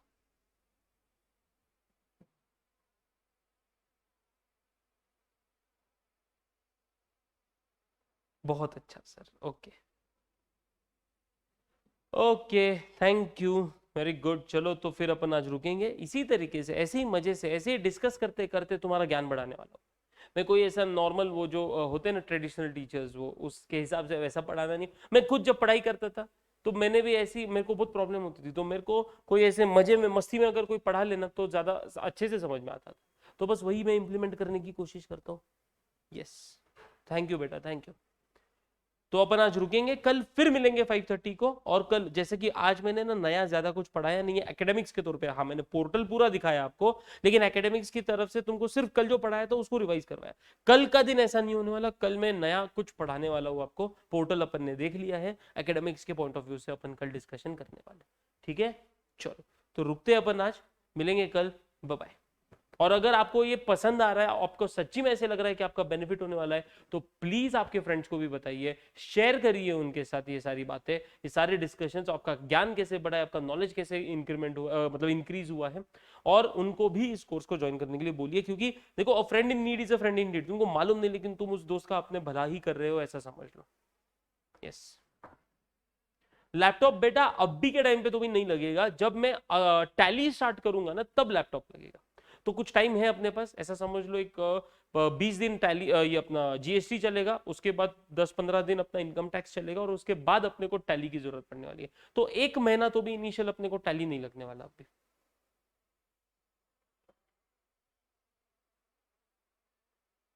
ओके, चलो, यस, बाय बाय।